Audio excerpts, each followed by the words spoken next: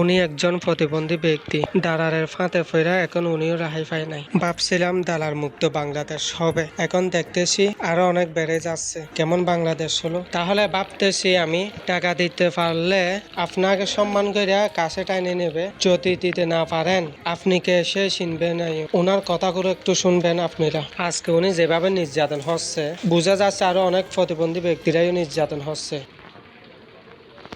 তোর নাম কি নাম? বাড়ি হরে ফরিয়াপাড়া 6 নম্বর ওয়ার্ড 6 নম্বর ওয়ার্ড মেম্বার হন।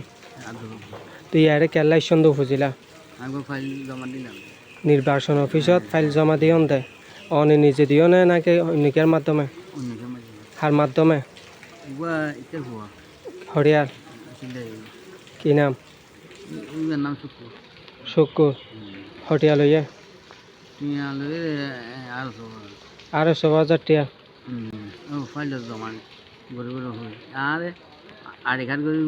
হ্যাঁ আইডি কার্ড করে দিবে বলে হয় 100,000 টিয়া অনত লইয়ে। তো অনক প্রতিবন্ধী ব্যক্তি হই অনত যে 100,000 টিয়া লইয়ে দে অনর আইডি কার্ড করে দিবে বলে হয় অনর ওয়াইবর।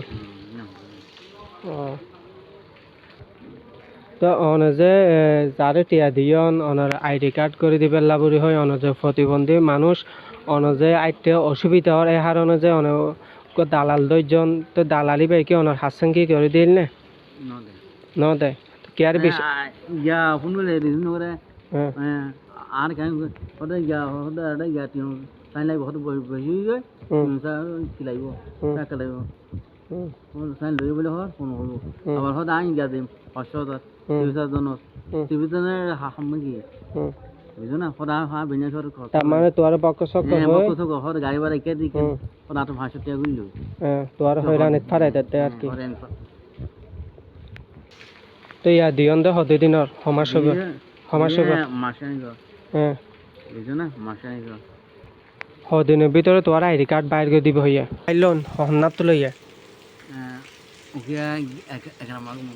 একার মার্কেটে মন্দ ইতে কি করে কি দালাইলা করে নাকি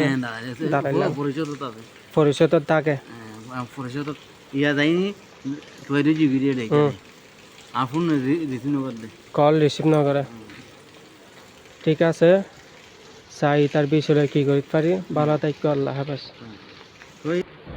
ঠিক আছে নির্বাচন অফিসার আইলে আই হতা হয়েছে ও কি হয় চাই তোর আইডি কার্ডের বিষয়ে। ঠিক আছে ভালো থাকো আল্লাহ হাফেজ।